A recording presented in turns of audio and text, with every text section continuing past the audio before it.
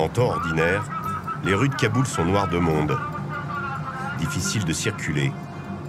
Mais ce jour-là est un jour particulier. Tout le monde se cache. La capitale afghane vient de tomber aux mains des talibans.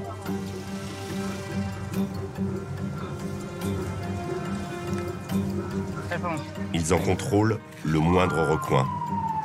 Cette offensive éclair, dans les semaines qui l'ont précédée, nous avons pu la suivre aux côtés des talibans. Ils nous ont donné un accès exclusif.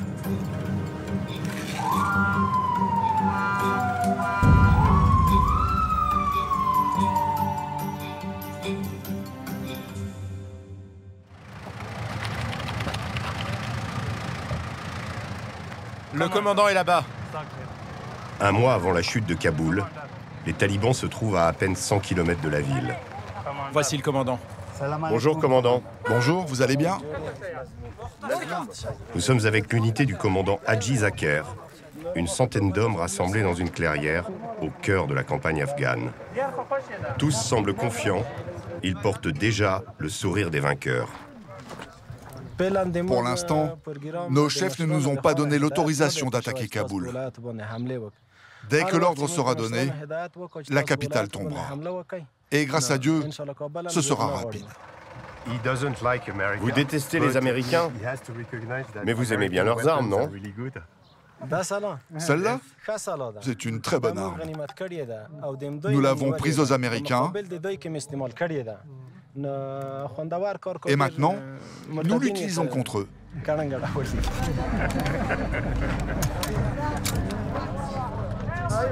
Ça, c'est américain. Et celle-là aussi est américaine. Le commandant est venu répartir les stocks d'armes considérables récupérés à l'armée afghane en déroute. Les combattants de toute la région ont été conviés au partage du butin qui doit servir à la conquête de la capitale. Les enfants s'occupent d'acheminer les cartons de munitions. À l'intérieur, les armes américaines les plus modernes côtoient les vieilles pétoires soviétiques. Ici gisent les vestiges des vaincus.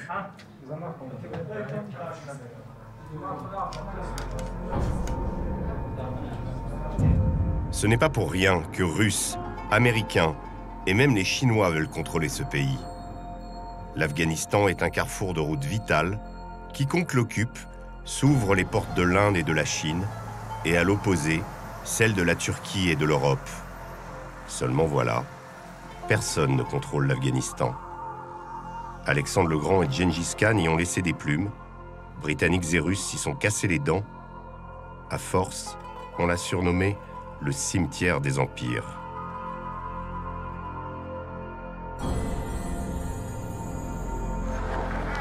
Les talibans arrivent au pouvoir en 1996 et imposent aussitôt la charia, la loi islamique, dans ses principes les plus archaïques et les plus sauvages. À Kaboul, les pendaisons succèdent aux pendaisons. On juge et on exécute dans les stades.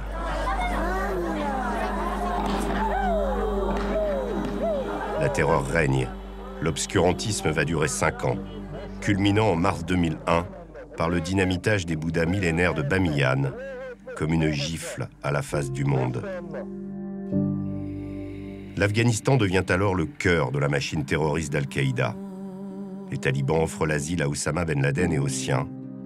C'est dans les camps d'entraînement de Kandahar que sont recrutés les kamikazes qui, le 11 septembre 2001, font exploser 2 avions de ligne dans les tours du World Trade Center.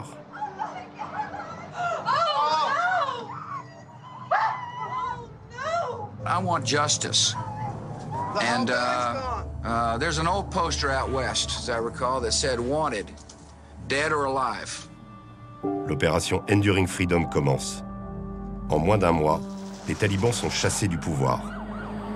Seulement, 20 ans et 1000 milliards de dollars plus tard, ils sont de nouveau aux portes de Kaboul.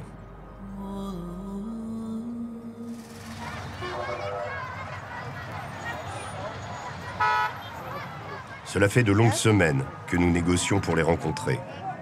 Une possibilité semble se dessiner, mais avant ce périlleux voyage, il nous faut prendre quelques précautions, en particulier pour Véronique de Vigry, photojournaliste.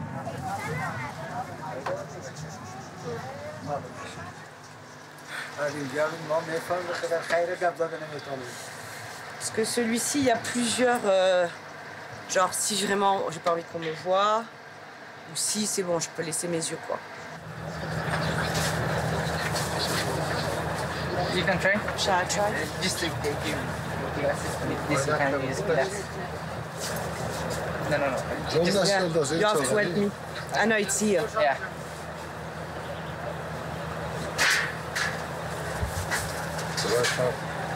Yeah, I think it suits me perfect, no? It's a good size, no? It is, yeah. On voit pas trop, il fait un peu chaud.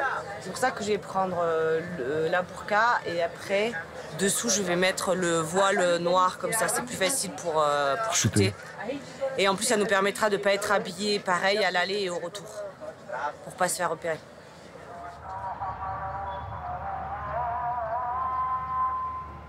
Après 8 jours d'attente, le signal nous est donné.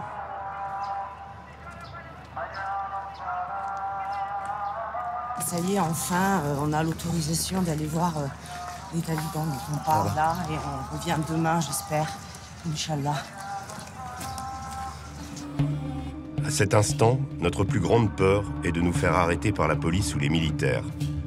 Le gouvernement ne veut pas que la presse étrangère parle aux talibans. C'est agréable à porter? C'est plus agréable que la burqa, quoi. Mais la burqa, je vais devoir la mettre après. Moi aussi, j'ai dû m'adapter. Je suis habillé en shawar kamis, qui est un habitat traditionnel afghan, et j'ai un chèche que je mettrai, voilà, pour... on fera pas illusion, mais au moins, ça permettra d'être un peu plus discret. So we are just in the main road, right? In front of, I guess, your house. Notre clé d'entrée, c'est cet homme. Il nous emmène rencontrer une unité de talibans qui contrôle un territoire situé à 1h30 de Kaboul.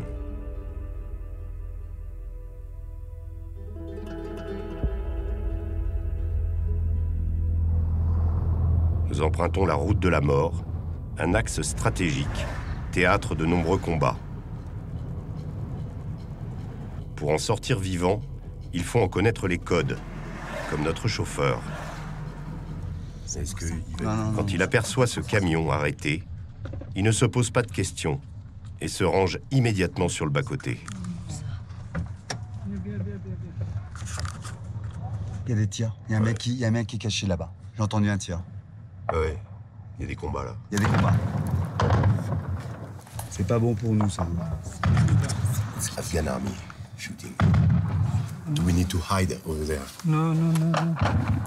It's very dangerous. Yeah, I know. Chut.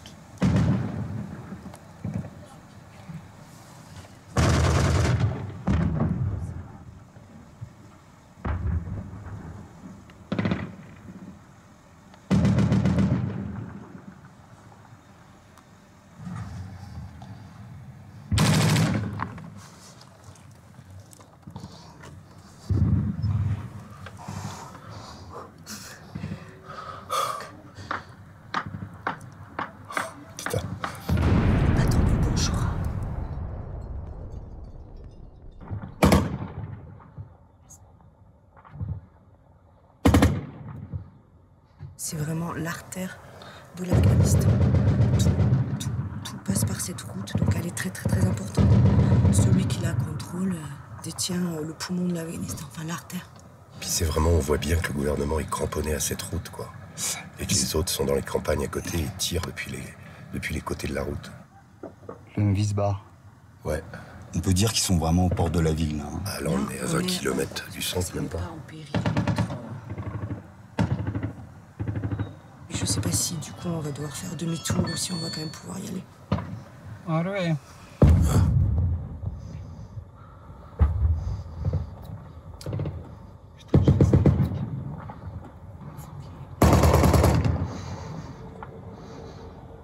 On dirait que ça se calme un peu. Pas trop. Non. Pas vraiment. Ça tire fort. Ouais, mais ça c'est un peu décalé, on dirait. Non-stop. Ça... Je vois plus de soldats là sur la route. Il y a encore le MV qui est là-bas. Mais il n'y a plus de soldats qui avancent baissés. Allez. Allez, hop, c'est parti. On repart. Après 20 minutes de combat, chacun reprend sa route, comme si de rien n'était. Au fil des kilomètres, les soldats disparaissent. Et le drapeau afghan laisse place à la bannière blanche des talibans. Nous voilà désormais sur leur territoire. Les villages que nous traversons portent les stigmates des combats récents.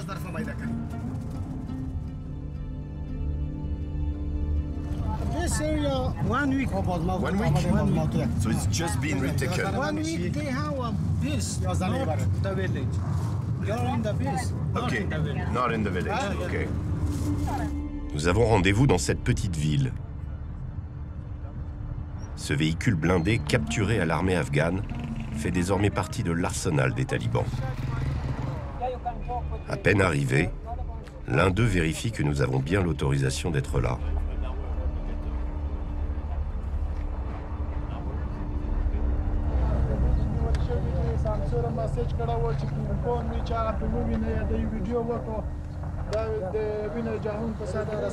Lui, c'est Monsieur Hanafi. Il porte le turban noir des chefs. Il sera notre guide pendant tout le séjour.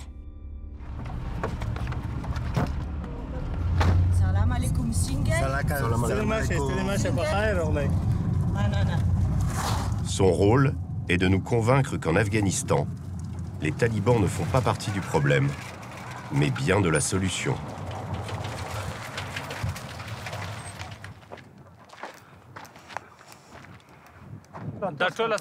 Toute cette région est sous le contrôle des talibans. Et tout continue à fonctionner. Les écoles, les hôpitaux. Nous faisons des patrouilles. Nous sommes au service de la population jour et nuit. Depuis que nous sommes là, Dieu merci, il n'y a plus de problème. Pour nous, ce n'est pas qu'un simple combat. C'est le djihad, pour mettre un terme à l'occupation de notre pays.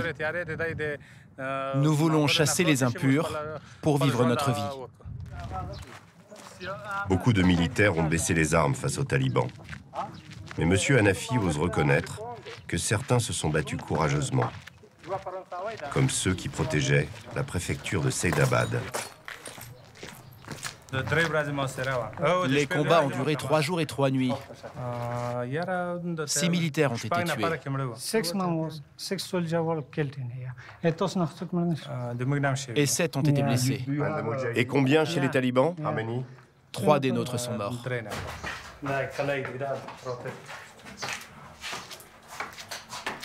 Les combats ont été très intenses à cet endroit. Pour les déloger, on a utilisé du matériel lourd, des mortiers, des douchkas et des RPG.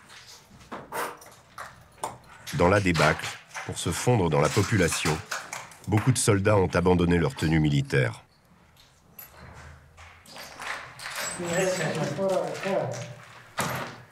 Selon M. Hanafi, les talibans d'hier ne sont pas ceux d'aujourd'hui. Ils savent se montrer indulgents. Il en veut pour preuve ces vidéos où ils affirment libérer des prisonniers. Diffusées massivement sur les réseaux sociaux, elles ne prouvent rien. Mais elles peuvent convaincre des soldats sous-payés de baisser les armes.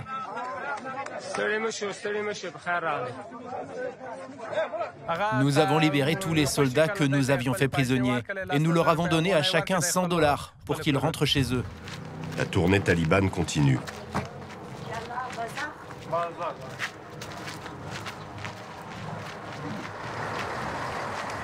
Monsieur Hanafi veut nous prouver que leur prise en main du pays est justifiée.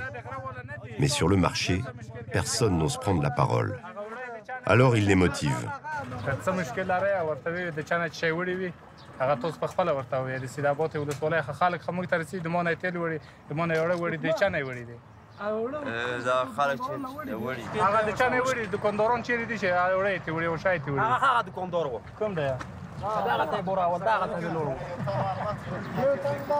Énervé, M. Hanafi part lui-même chercher un témoin. Posez-lui des questions. Ils t'ont bien volé les choses, hein? Je suis heureux que les talibans aient pris le pouvoir. Sous l'ancien gouvernement, la vie était dure. Maintenant, grâce à eux, je suis libre sur ma terre. Mais ce n'est pas assez. Il va à tout prix trouver un deuxième témoin.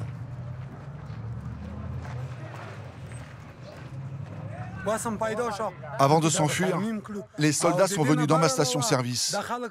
Ils ont fait le plein de leur voiture, puis ils m'ont pris un baril d'essence. Ils sont partis sans payer. J'en ai eu pour $30. Les talibans aussi viennent s'approvisionner. Mais eux, au moins, ils me payent. Et quand je leur fais crédit, ils reviennent toujours régler la note.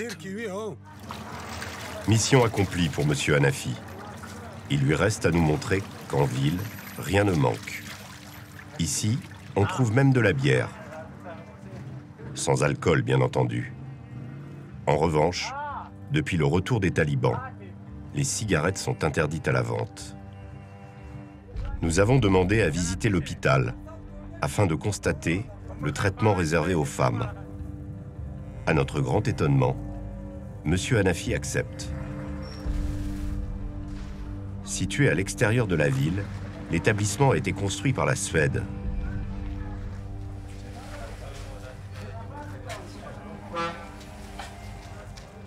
C'est son directeur, M. Abdul, qui nous fait la visite. Voici les urgences. Au fond de la pièce, 2 femmes. Ce sont les premières que nous voyons. Le directeur tire lui-même les rideaux. Même si elles sont voilées, nous ne devons pas les voir. L'hôpital manque de tout, même de brancards. Il y a quelques jours, nous avons eu des combats dans la région. Et à cause de ces affrontements, nous avons soigné beaucoup de blessés ici.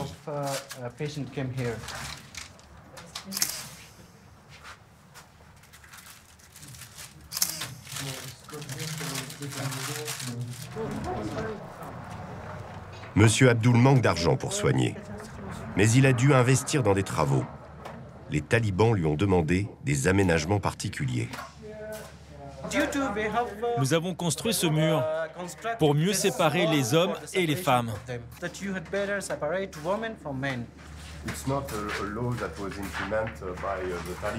Mais ce sont les talibans qui vous l'ont demandé? Oui, bien sûr. Ça fait partie de leur requête. Mais dans votre hôpital, les hommes et les femmes étaient ensemble? Oui, avant c'était mixte. Mais ça, ce n'était pas normal, car notre culture interdit que les hommes et les femmes cohabitent dans la même pièce. Et les exigences des talibans ne s'arrêtent pas là. Il ne faut jamais que les hommes et les femmes se croisent, même en cas d'urgence. Nous avons 2 salles d'opération. Dorénavant, les hommes seront opérés ici et les femmes de l'autre côté. Mais les choses se compliquent lorsque nous demandons à voir l'aile réservée aux femmes. Non, non, vous ne pouvez pas filmer les femmes. No.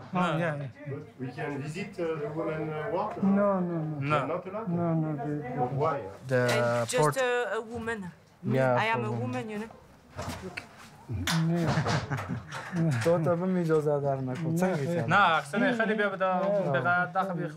Because they didn't allow for you that you will get a pictures or much more. That is not good. But just the babies. The baby. The babies. Small babies. You know, for me, it's important to show that on your territory, women are still making babies. Life is normal.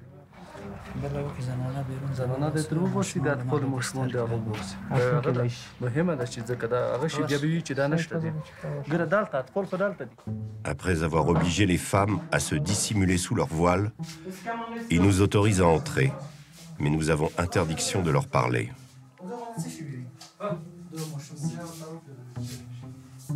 Ah, il a beaucoup de diarrhée. Il fait que vomir et il est tout maigre et tout mou, le pauvre.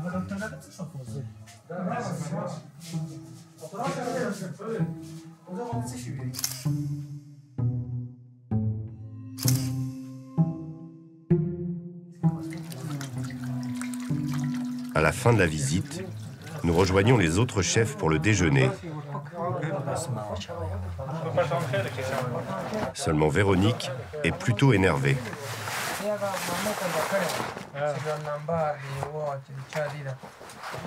Ils veulent pas qu'on reste ici parce qu'on est que je suis une fille.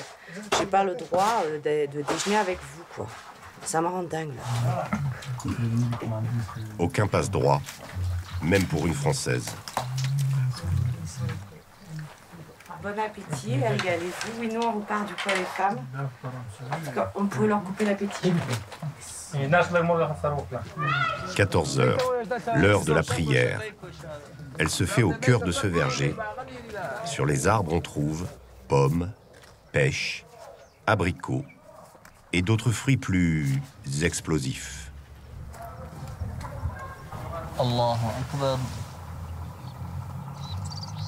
Ce n'est pas par coquetterie que les talibans prient dans ce verger. Les arbres fruitiers leur offrent une protection contre les yeux du ciel, les drones du gouvernement.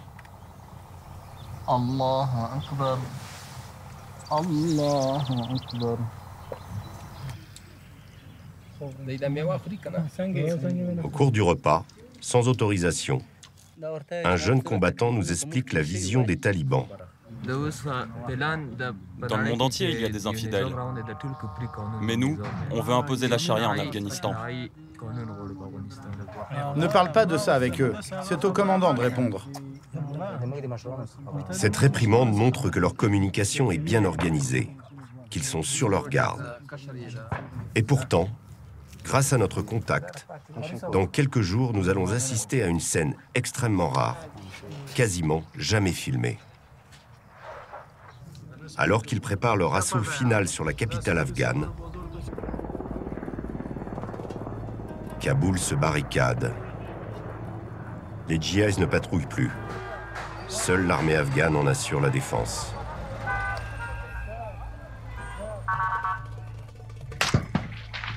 Seulement sans l'appui aérien des Américains, les soldats peinent à contenir les talibans. Les armes crépitent, maintenant à seulement 10 km de la ville.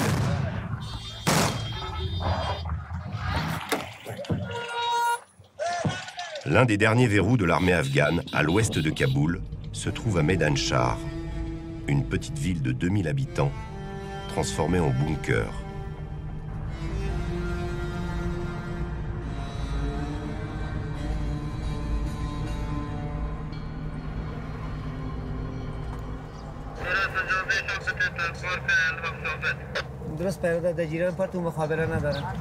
Ce dernier rempart n'a pas été confié à n'importe quel militaire. Le colonel Maillard est un ancien des forces spéciales. Et il compte bien se battre jusqu'au bout.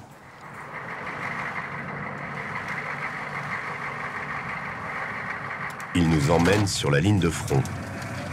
Le colonel Maillard dirige 150 hommes. Même s'ils sont tous équipés d'armes américaines dernier cri, ils ont toutes les peines du monde à contenir l'avancée talibane.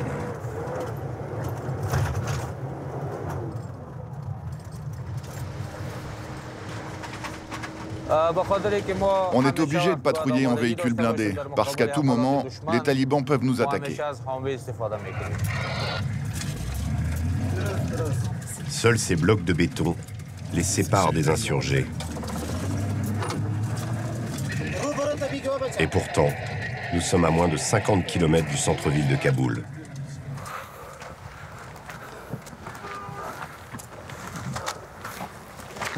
Je vais vous montrer où se situe la ligne de front.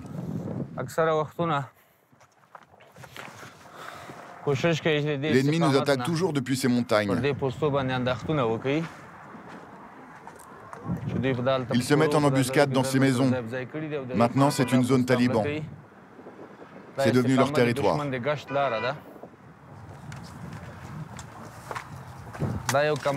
Les combats sont permanents. Beaucoup de nos hommes sont tombés ici. Pas seulement ce mois-ci ni cette année, mais depuis toujours. Vous savez, non seulement nous sommes prêts à mourir pour Kaboul, mais aussi pour l'Afghanistan.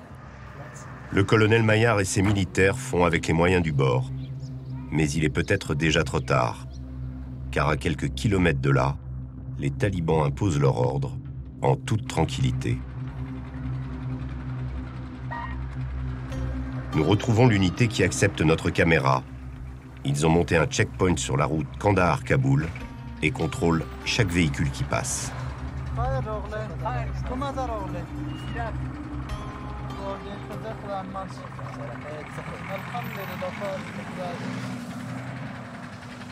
Tous les talibans de ce groupe portent des baskets blanches. Rien à voir avec la mode. Elles leur servent d'uniforme.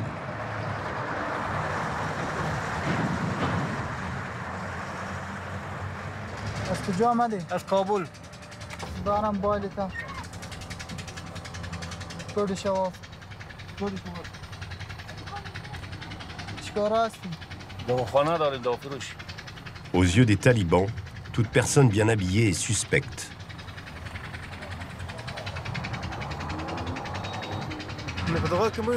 On regarde dans les téléphones pour voir s'ils travaillent pour le gouvernement. Ce sont eux qu'on recherche, tous les collabos. Mais pas seulement. Nous cherchons aussi de la drogue et des armes.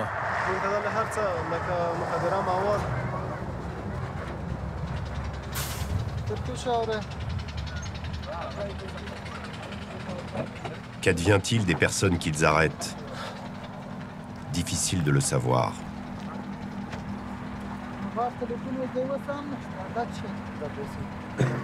Mais la scène hallucinante qui va suivre nous en donne une petite indication.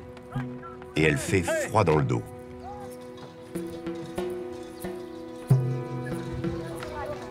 Nous sommes conviés dans un village isolé, au cœur de la campagne afghane.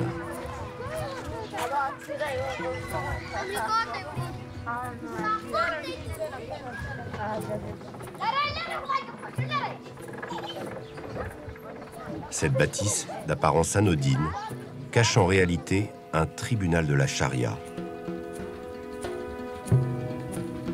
Le juge est en séance. Il arbitre un litige entre deux paysans qui se disputent la propriété d'un champ.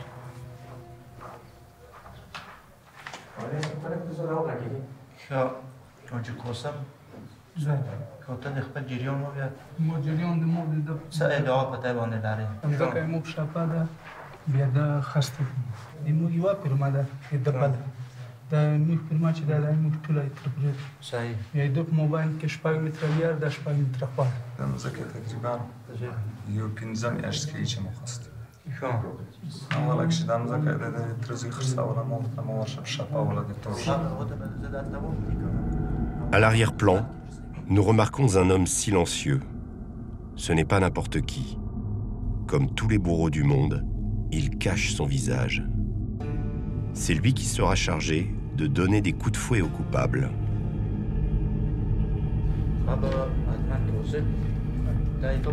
Les deux hommes connaîtront leur sort dans quelques jours. Dans vos jugements, appliquez-vous une justice aussi impitoyable que celle des talibans d'autrefois? Nos décisions seront les mêmes qu'auparavant. Il n'y a rien de nouveau dans les saintes lois de la charia. Nos lois sont les mêmes qu'au temps du prophète, comme cela est mentionné dans les versets du Saint-Coran. Avez-vous personnellement ordonné qu'un voleur ait la main coupée?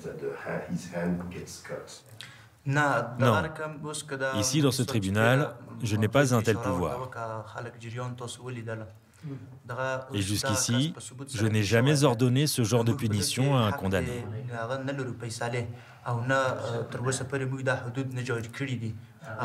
En cas de vol aggravé ou de meurtre, j'envoie les suspects vers un autre tribunal, le plus important du district. Lui, il est habilité à juger s'il faut couper une main ou même prononcer la peine de mort. À en écouter ce juge, les nouveaux talibans ne semblent pas vraiment différents de ceux qui régnaient sur le pays avant 2001.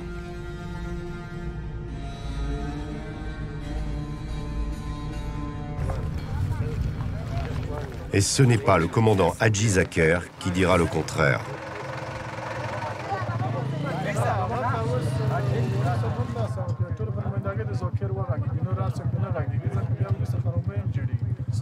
Il a pris les armes à l'âge de 15 ans, puis il a gravi les échelons en s'imposant comme un chef respecté. L'homme est jeune, 35 ans, et malgré son air sympathique, ses idées sont radicales. Que dites-vous à ceux qui commettent des atrocités au nom de l'islam, comme les attentats de Paris? Mon message s'adresse à tous les musulmans, à ceux qui se battent, à ceux qui résistent et à ceux qui sont attaqués. Je demande à Dieu de leur donner plus de force. Nous sommes tous frères. Nous sommes avec eux. Et nous ferons la guerre à ceux qui osent humilier l'islam et se moquent du prophète. Il ne condamne aucun attentat, bien au contraire. Et surtout, les talibans n'ont jamais rompu leur lien avec Al-Qaïda. Les terroristes sont toujours les bienvenus en Afghanistan. Autrefois, les talibans ont accueilli Ben Laden. Si vous reprenez le pouvoir, allez-vous accueillir des terroristes comme Al-Qaïda? Quand Ben Laden a attaqué New York, nous n'étions pas au courant. Pourquoi nous avoir attaqué, nous, les Afghans, plutôt que le pays d'origine de Ben Laden? Et puis il est mort au Pakistan. Je pense très clairement que les étrangers ont tout organisé pour nous détruire, nous, les talibans. Ben Laden n'était qu'un prétexte. Qu'est-ce qui va changer si vous prenez le pouvoir? Vous interdirez le sport, les cigarettes, la musique? Ce que le Coran autorise, je l'appliquerai. Ce qu'il proscrit, je l'interdirai. Pourtant, de la musique, il s'en échappe d'une radio, attachée à cette moto. La loi interdit l'usage des instruments de musique. Mais les chanteurs a cappella trafiquent leur voix à l'aide des vocodeurs utilisés par les rappeurs pour en faire des mélodies. Ce sont de petits arrangements musicaux avec leur vision de l'islam.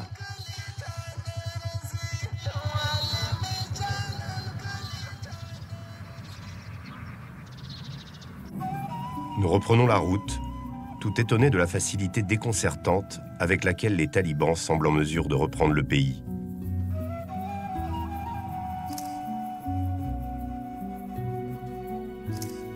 Il y a aussi cette impression de puissance qui se dégage chez eux, comme un tsunami prêt à s'abattre sur un pays déjà tellement meurtri. Leur vague meurtrière déferle déjà depuis plus d'1 an. Des tueurs préparent leur arrivée en exécutant leurs opposants et les journalistes qui les critiquent. Près de la frontière du Pakistan, à Jalalabad, nous avons rendez-vous avec la sœur et le père d'une journaliste de la chaîne de télévision Enikas. Elle a été abattue alors qu'elle sortait de son domicile. Elle s'appelait Malala Mewan.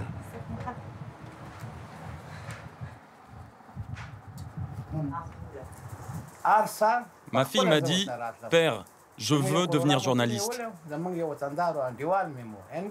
Nous savions que c'était un métier difficile et très dangereux. Mais si nous, les Afghans, nous n'assumons pas, qui va le faire à notre place? Elle m'a dit, je veux faire ce travail. J'ai répondu, fais-le.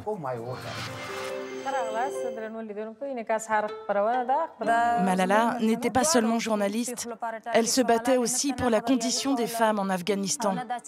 Elle a été tuée pour ces 2 raisons. Chez nous, les Pashtuns, nous avons un proverbe. Une flèche, 2 cibles. C'est ce qui lui est arrivé. Elle se battait pour les droits de l'homme. Elle savait qu'elle était en danger, mais elle était prête à mourir. Au total, 4 femmes de sa chaîne de télé ont été assassinées. Depuis, plus une seule ne travaille à la télévision en Afghanistan. ces fous de Dieu emploient la terreur pour couper toute envie aux femmes et aux jeunes filles de s'élever dans la société.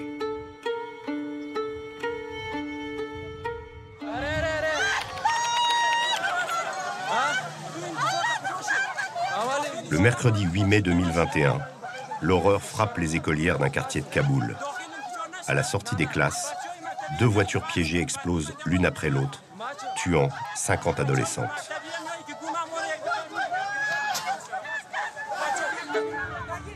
Deux mois après, l'école pense toujours ses plaies. Mais la directrice, courageuse, a marqué sa détermination en rouvrant son établissement dès le lendemain de l'attentat.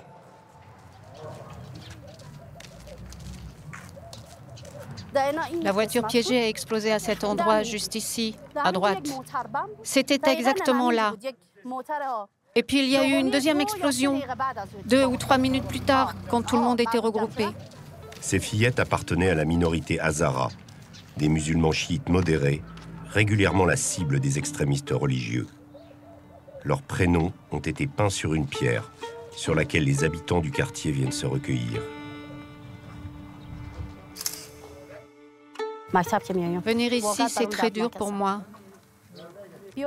Il faut que les voix de tous ces enfants martyrs résonnent aux oreilles de tous les peuples, pas seulement en Afghanistan.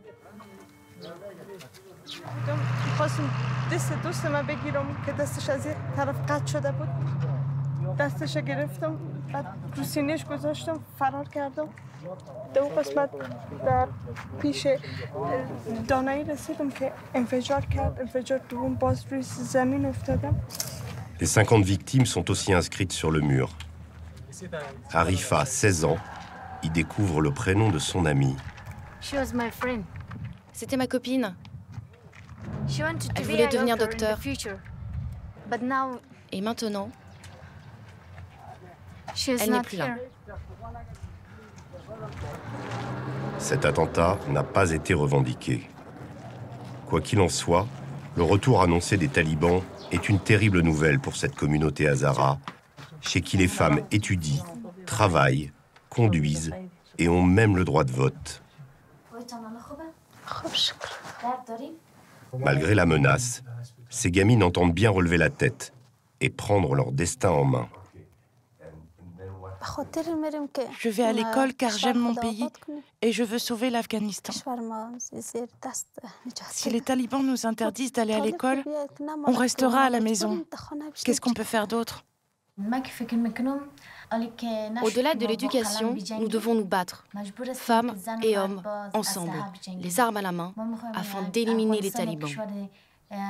L'Afghanistan est une république islamique démocratique. Mais les talibans veulent imposer leurs lois, alors nous devons nous défendre. Nous devons organiser la résistance. Des femmes qui veulent prendre les armes. Une image presque impensable en Afghanistan. Pourtant, l'une d'elles l'a fait. Aujourd'hui, dans Kaboul, son portrait apparaît un peu partout sur les murs. Une kalachnikov dans les mains.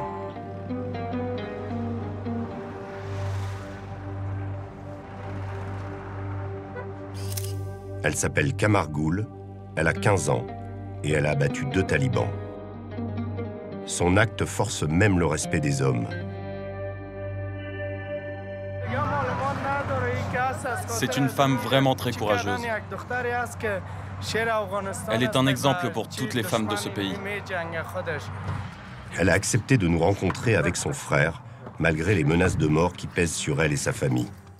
Pour des raisons de sécurité, c'est à bord d'un 4x4 aux vitres fumées, garé très loin de chez elle, qu'elle nous a raconté son histoire.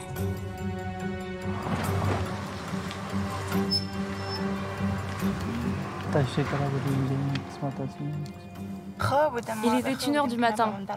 Je dormais quand les talibans sont arrivés. Ils ont encerclé la maison. Ils ont défoncé la porte et sorti mes parents à l'extérieur. Et ils les ont tués, tous les deux. Alors j'ai pris la kalachnikov et je leur ai tiré dessus. J'ai tué 2 talibans et blessé le 3e.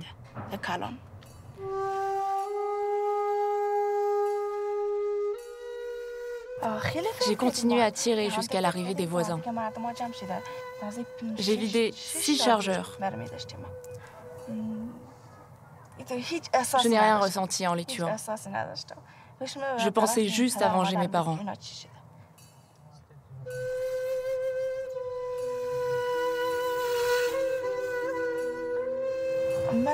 Quand j'étais enfant, je ne savais pas me servir d'une Kalachnikov.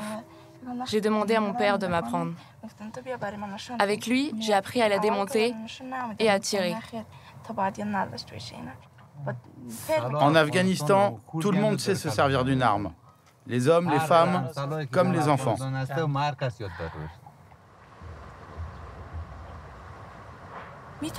J'ai très peur que les talibans cherchent à se venger et me tuent. Parce que tout le pays est en train de tomber entre les mains des talibans. Bientôt, ils vont tout contrôler. Je n'ai pas fait d'études. Je ne sais pas ce que je veux faire dans la vie. Ou peut-être devenir présidente de l'Afghanistan. Et si je deviens présidente du pays, je tuerai tous les talibans. Je n'en laisserai pas un seul en vie.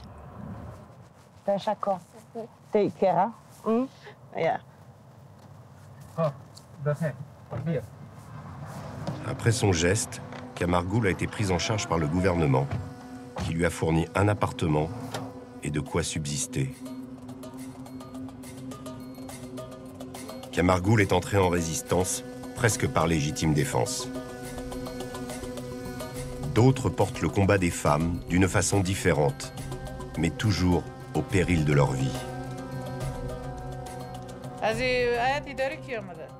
Balkis Roshan, députée, est l'une d'entre elles. Elle vit constamment entourée de gardes du corps. Il faut dire qu'elle reçoit chaque jour de nouvelles menaces de mort.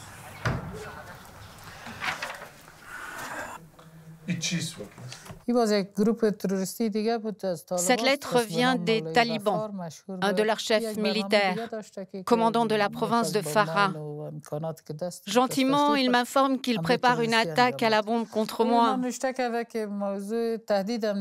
Là, ce sont les services secrets qui m'informent qu'un certain Yassir est venu spécialement de Kandahar pour m'assassiner. Pour la députée, les talibans ne sont pas le seul problème. Elle tente de dénoncer les multiples charognards qui pillent le pays depuis des décennies. Au Parlement, elle fait partie de la commission qui lutte contre la corruption. Une action qui la rend très populaire.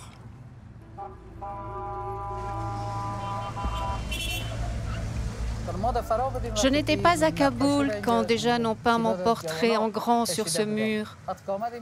Certains parlementaires en sont jaloux. Daesh et les talibans m'ont dans le viseur, mais j'ai d'autres ennemis aussi, des mafieux et des seigneurs de guerre. Certains font même partie du gouvernement et s'affichent comme des alliés. Les seigneurs de guerre sont nés du chaos qui régnait après l'occupation soviétique. Il leur a permis de faire main basse sur les richesses du pays et de s'emparer de véritables fiefs. Aujourd'hui, leur immense fortune leur permet de financer de petites armées.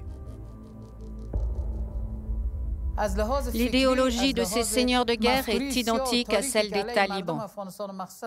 D'ailleurs, ils considèrent les femmes de la même façon, avec le même mépris. Avant l'arrivée des talibans, notre pays a subi leur diktat entre 1991 et 1995. Si les talibans reviennent, ils leur dérouleront le tapis rouge et pactiseront avec eux. Ces chefs de guerre sont milliardaires et pour défendre leur fortune, ils sont prêts à n'importe quel compromis. Elle en veut pour preuve ces affrontements dans l'hémicycle avec les seigneurs de guerre devenus députés. L'un d'eux, Alagul Mujahed, ne cache pas son intention de pactiser avec les fous de Dieu. خواهش ما از طالبایی است که آمریکایا قوای ناتو شکست کرد نوش جانت که زدیش مگم افغان نکش اردو را نکش پلیس نکش بیا کتیما بیادر ما هستید همینجا یک جای حکومت بساز یک جای کتیما زندگی کن. Ce puissant seigneur de guerre a bien voulu nous recevoir dans son fief à l'est de Kaboul. Ici, tout lui appartient sur des kilomètres. Il possède les échoppes, les stations essence, les briqueteries, mais pas seulement. Le gouvernement est obligé de partager avec lui les impôts des 120 000 habitants qui habitent sur ces terres.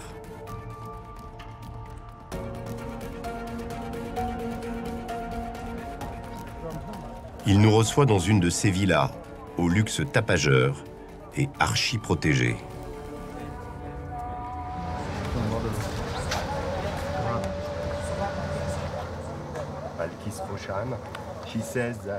Balkis Roshan dit que vous avez fait fortune sur le dos du peuple et que vous ne respectez pas le droit des femmes.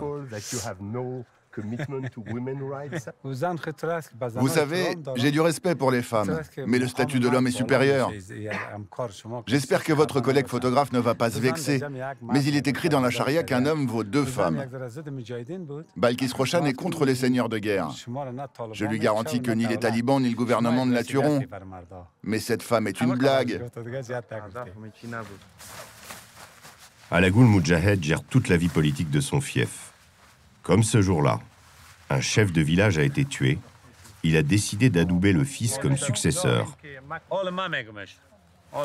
Celui-ci ne semble pas vraiment ravi, mais difficile de refuser.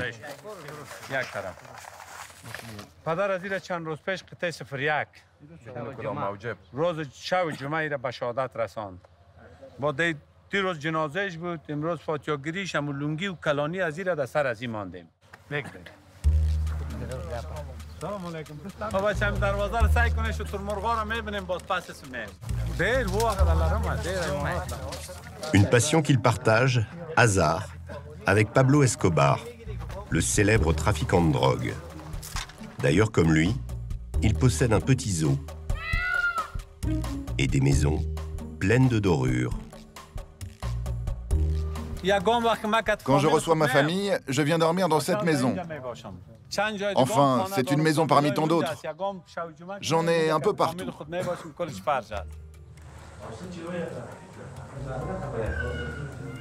Voici ma chambre, j'adore m'y reposer.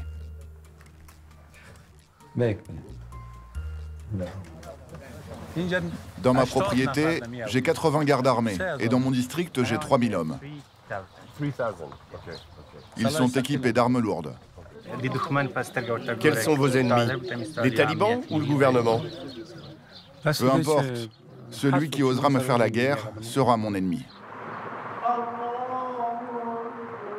La guerre, Alagoul Moudjahed la pratique depuis plus de 40 ans. Et pour avoir la paix, il est prêt à s'entendre avec n'importe qui. Parmi ses gardes du corps d'ailleurs, certains se trouvaient encore dans les rangs des talibans il y a peu. Que les Américains aillent se faire foutre. Vive les talibans.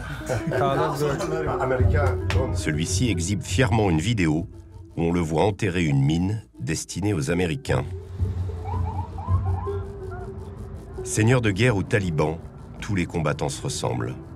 Il leur arrive de changer de camp. Ils portent les mêmes tenues et partagent la même vision obscurantiste de l'islam.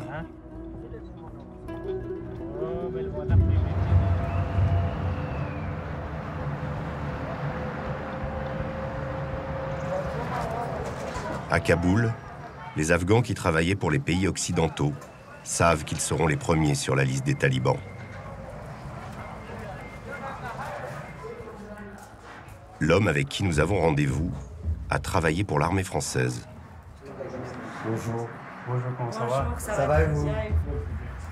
En particulier la gendarmerie. Pendant 2 ans, Zabiloullah a servi de conseiller à la sécurité. Voici les documents que le commandement militaire français m'a donnés. Ça, c'est mon badge. Et voici le certificat reconnaissant mon professionnalisme. Il est signé par un colonel français. Je suis là, moi. Maintenant, j'ai peur parce que je suis une cible. Vous savez, si les talibans m'attrapent avec mon certificat, avec cette photo, ils vont dire que je suis un espion. Et ils vont m'exécuter immédiatement.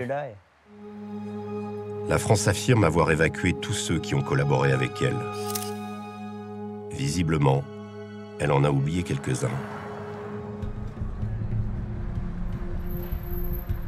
Nous sommes allés poser la question du sort de ces Afghans à l'ambassadeur de France. Le quartier ultra-protégé des ambassades est un enfilement interminable de blocs de béton surmontés de barbelés. L'ambassadeur David Martinon se prépare à célébrer son dernier 14 juillet à Kaboul. Le bâtiment est quasi désert, prêt à être évacué, mais selon lui, la France reconnaissante n'a oublié personne. Tous les cas ont été examinés. Nous sommes en train d'achever l'opération de mise en sécurité de nos collaborateurs afghans.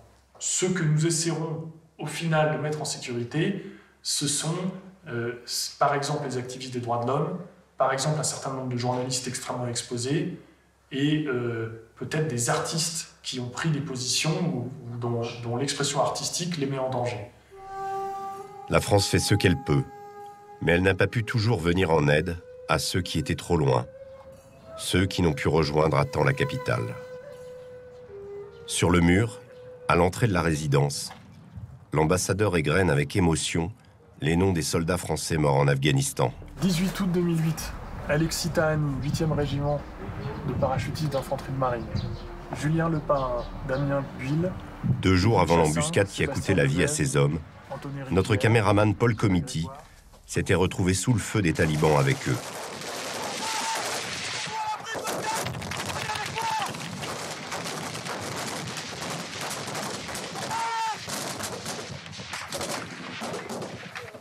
Ok, est-ce que t'as visuel? Sur la gauche. Au coin de la maison. Tout ce qui bougera de la maison. Il y a le portail bleu, tu démontes. Laquelle maison? Laisse-toi. Ça tire là-bas. Ce jour-là, fort heureusement, il n'y avait eu aucun mort.